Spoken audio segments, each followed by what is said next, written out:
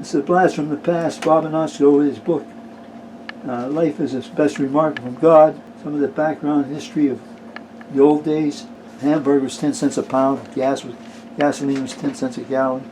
I did mess up with the title, so there are some jokes of religion in the book, but they're not that bad. I wished I was like Henny Youngman and those old-timer jokesters. They got away with murder. They had the same joke for 40 years and everybody would still laugh at it. I changed it a little bit, but for instance, this was Henry Youngman years ago, and he'd say something like this. He was drunk, came in and asked the bartender, "Give me something tall, cold, and full of whiskey." And the bartender said, "Here, take my wife, please." Now, there's a golf joke to start with. I always like this one. The guy was practicing by himself on his home course. Came to a par 5. He had a tremendous swing at the driver. Unfortunately, it drifted off to the right into some trees. He didn't hesitate. He took out a 3-wood and he cranked it. But unfortunately, he hit the tree in front of him. Came back, hit him in the forehead, and killed him. Now, he was a fairly decent guy, so I guess he went to heaven. And he was met by Jesus there. And he says, "Oh, you're here." He says, "I see you're a golfer." He says, "You any good?" He says, "I got here in 2, didn't I?"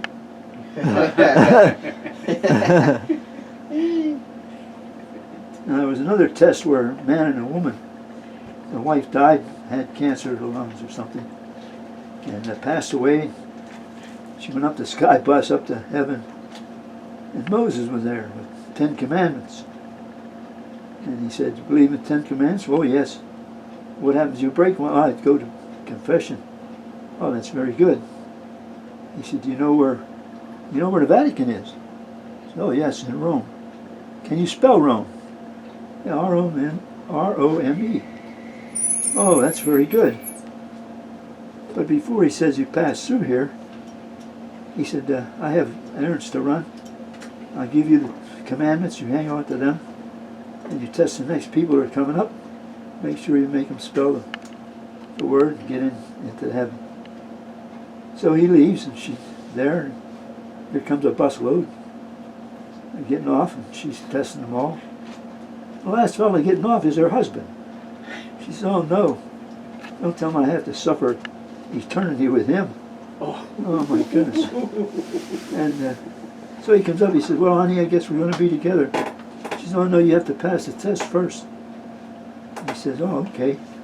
She said, "Believe in the 10 commandments?" "Oh, yeah." She says, I can do that." And he said, "I went to confession if I had to." "Oh, very good." She said, "Now, can you spell Czechoslovakia?"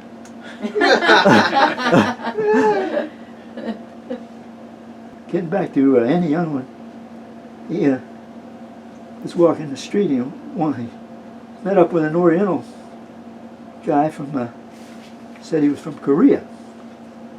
And he said, "Oh, it doesn't matter." He says, "You're all alike. Japanese, Korean, Chinese, no difference." So this old fella, he's tired of hearing that all the time, all his life. He said, "You people are the same way." He said, "All the same." He said, "You people sank the Titanic." And he says, "No way, that was an accident. It was an iceberg." The guy said, "Greenberg, iceberg, Goldberg, what's the difference?"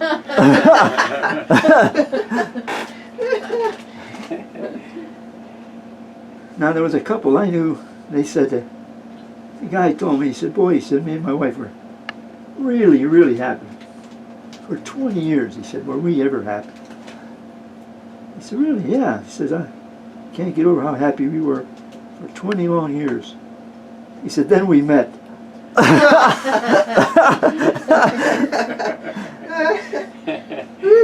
Marriage is kind of like that. It's strange sometimes. It's like a deck of cards. You have a diamond and 2 hearts. Makes a nice setup for marriage. But later on, sometimes it doesn't go quite that good. And he says, you wish you had 2 clubs and a spade instead. Oh boy. Oh man. Now sometimes, we all know there's 2 sides to every argument, and they're usually married to each other. The only way you save face sometimes, you have to remember, before you speak, he says, you put the brain in gear before you shift into the mouth. Oh. Of course, my wife, she leads a double life. Mine and hers. All right, my wife and I, Rita, met at a couple in a wedding party. That's how we got together. So talking about weddings and everything reminds me about this gal at work. She wanted to get married pretty soon, and she says she wants a white wedding. One of the co-workers says, only if it snows. Ooh, Rita might not like that. Another one said it's about time. She already sowed enough wild oats to make a grain deal with Russia.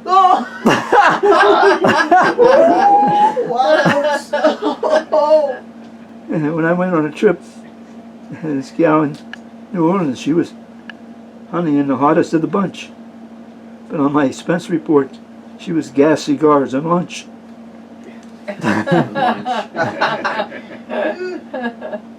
My neighbor was out this afternoon. He's running back and forth in the yard, trying to get a kite up for his young boy. Couldn't get anywhere. The kite was not getting up high enough.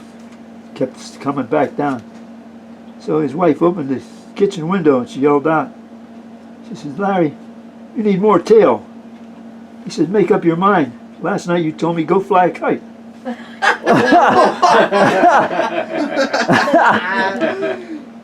Too many women spoil their looks and status by using 4-letter word like don't, can't, and won't. A bachelor friend of mine, pretty crude, he said an ideal wife for him would be a pretty sex-starved mute that owned a liquor store. He wanted the best of the world. As usual, 2 little boys have a little verbal battle about their families, so forth. They're sitting on a curb. One boy says, my father is better than your father. No, he ain't. Well, my brother is better than your brother. Oh, no, he ain't. Well, my mother is better than your mother. The second boy says, you might have me there. My father said the same thing.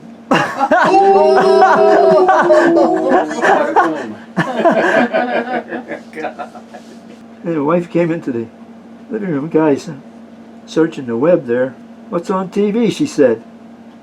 He said, dust. That's when the fight started. Oh man. And later on she stopped. And she was in the nude in the front of the mirror and complaining about her wrinkled weight, not about her wrinkles and her weight and so forth. She said something to her husband, I need something positive to make me feel better. So he said, well, your eyesight is about 100%. That's when the fight started. That's when the fight started. These guys are a little slow. Here was a young girl. She was walking home one night down this little dark kind of alleyway. And a guy came up, says, give me all your money. She said, I don't have any. Then I'll have to search you. He said, I don't believe you. He made sure he was enjoying himself because she was well built and he was searching the right logical spots. Finally giving up, he said, I guess you don't have any. He says, you can get out of here. She yelled at him, don't quit now, I'll write you a check.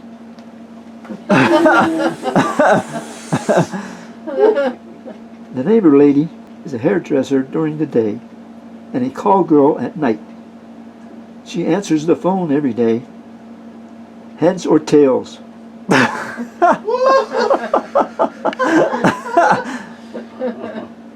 Now, one of her friends, not doing so well, said, "Could you loan me $50 so I can get back on my back?"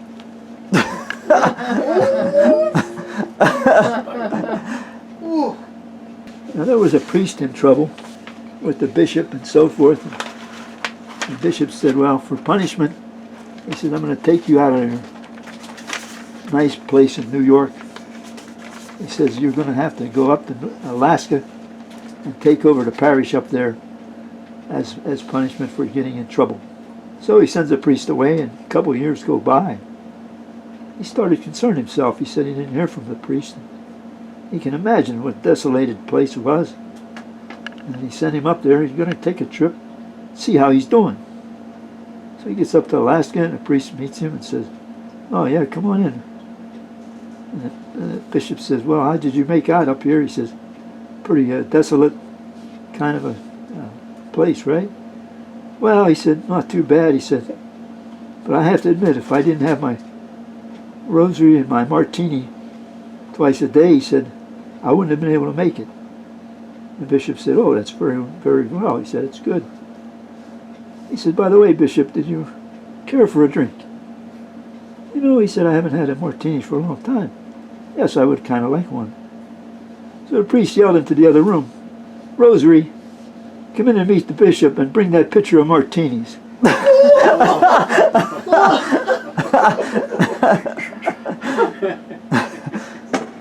When I started playing golf, someone said, I told my wife, somebody said, "I swing like Palmer." My wife said, "Which one, Betsy or Arnold?"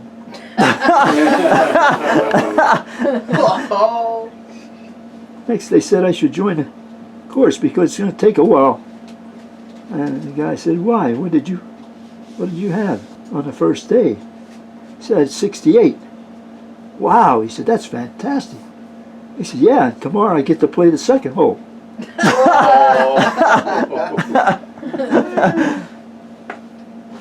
During my round, I told my caddy, "Well, these island greens are tough. You double ball, it goes into the water.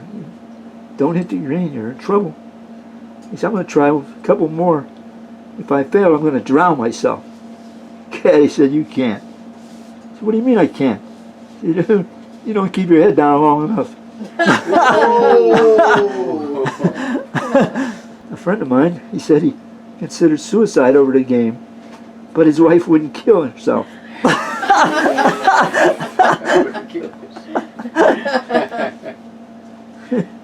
We had a car dealer friend who gave his wife a Jaguar for Christmas. We asked him how'd she like it. He didn't know. He ate her before she could tell him.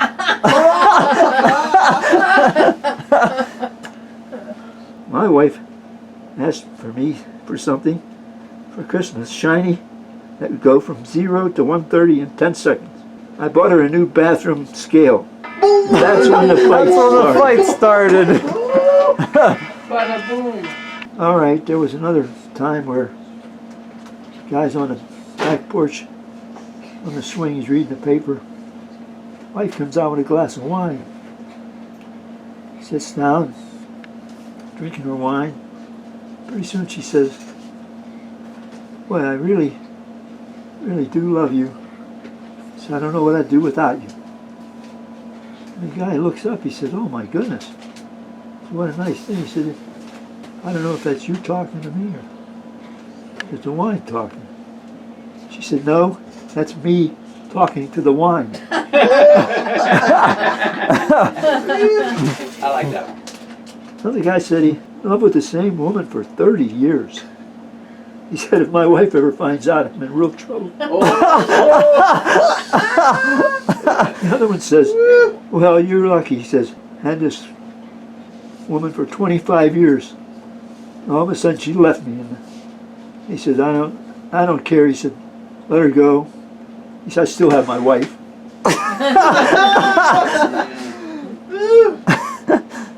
I also passed over a little bit of the recession type on my story.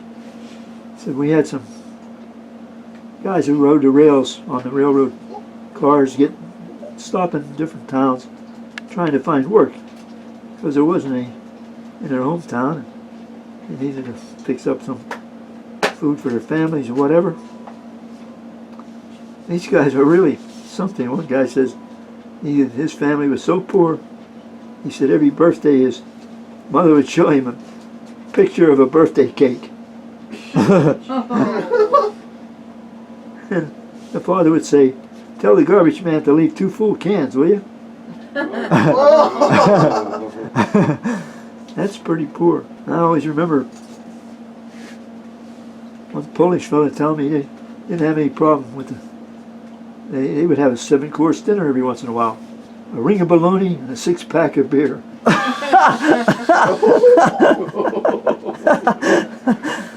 We had one, I didn't talk anything about racing or something, but we had Daytona 500 race cars and all that going on. Sometimes the holiday at the Indianapolis race and so forth. Well, we had a foreign racer come in, and he didn't do so good. He made 9 pit stops, 3 for repairs, but 6 for directions. All right, the other story, pretty much, a lot of my book is about golf. Golf is a funny game, that's for sure. Drive you crazy. Anyhow, in golf, no matter how bad you're playing, you don't have to worry. You could play worse. Somebody said, "Do you ever shoot 72? How do you do that? How do you shoot 72, even par?" Well, he says, you play to that score and then quit. And if you want a longer drive, hit the ball and run backwards. Never hit to the middle of the lake. They don't put the, never do put the flag there. I don't know about whenever anybody else plays a game. It seems like that happens to me all the time. I get to the course and the first thing I see is a sign, "We're cutting the rough tomorrow." Next thing is I hit a ball out there. Now I need a distance. Sprinkler heads are always marked the distance to the green.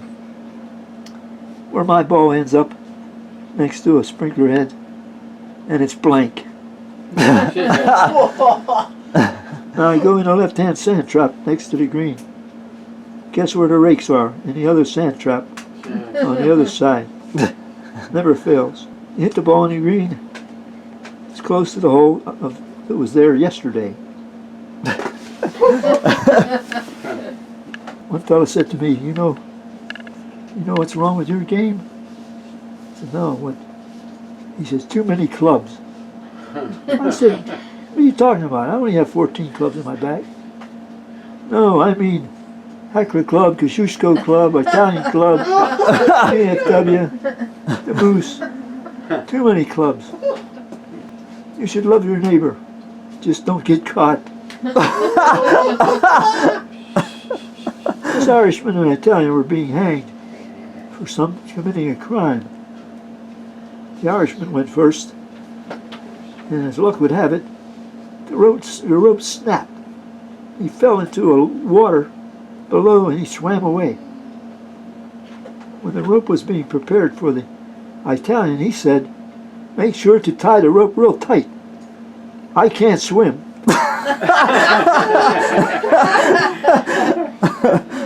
I told my wife I would have a sandwich before bed because it settles my stomach. She said, "If it settles any more, it'll be on the floor." That's when the fight started.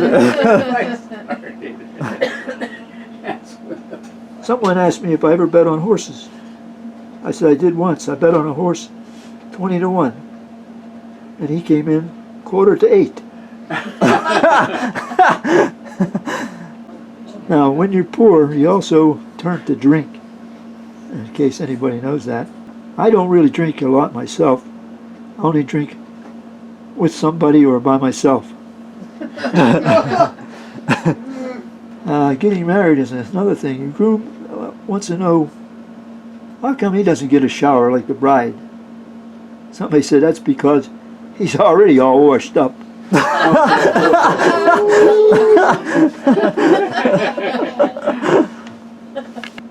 I went to the service. There's a story from a friend of mine. He went to the service and he wrote back to tell his dad, I'm not allowed to tell you where I'm at. Yesterday I shot a polar bear.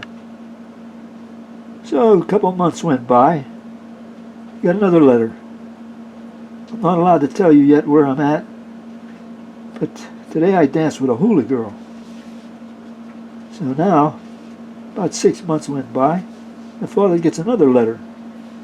Dad, I still can't tell you where I'm at, but I should have danced with the polar bear and shot the girl.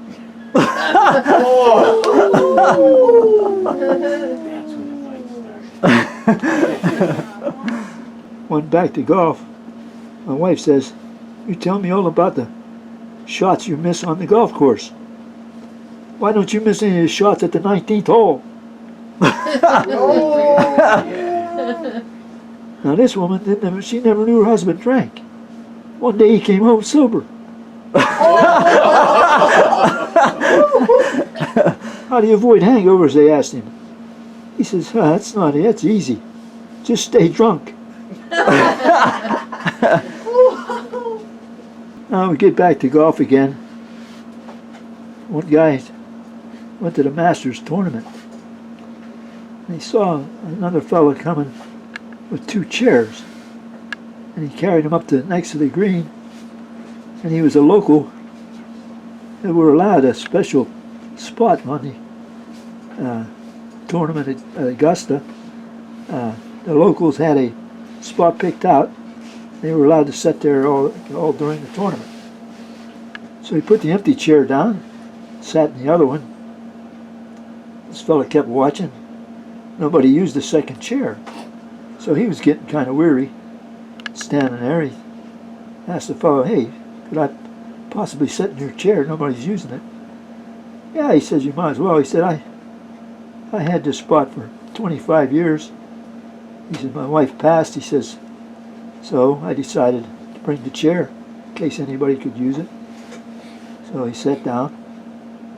He said, gee, that's funny. He said, that none of your relatives or friends or neighbors would want to come to the Masters, see the tournament, have a special chair next to the green. Oh, well, he said, they all just wanted to go to the funeral instead. Oh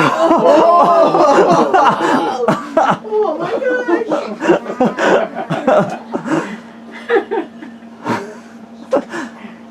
If you really want to master golf, you go back and take it up at a much earlier age. Now, golf is a perfect thing to do on a Sunday morning because you probably spend longer praying at the course than you would in church.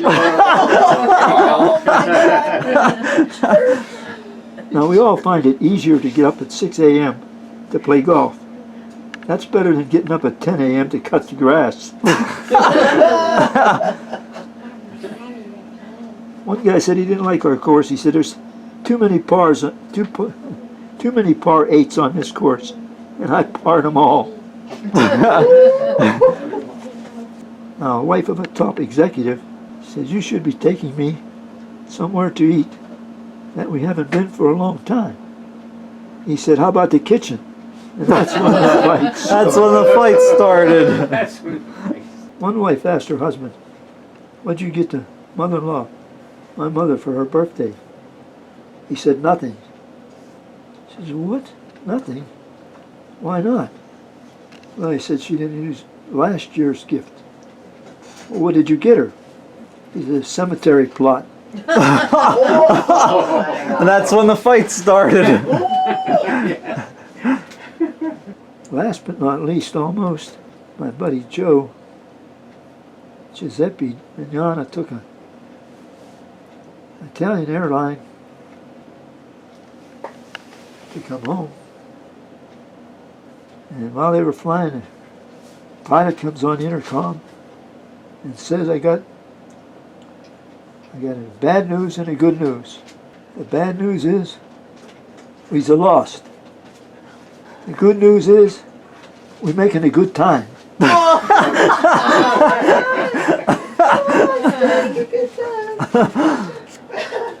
Now, a couple went into Walmart, and the man looked up and he said, "Oh, Bud Light's on sale." So he put a 24-pack into the cart, and the wife started. "You don't need that. We need money for groceries. So you put that back so we have enough money."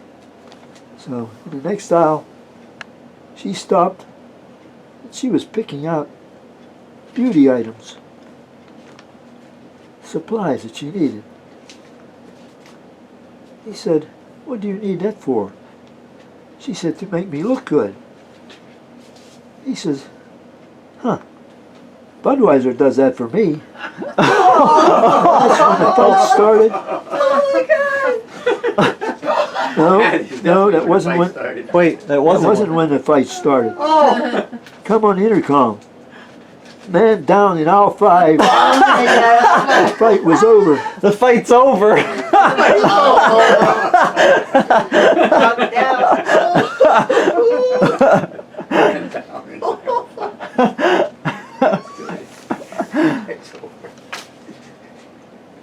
That's all.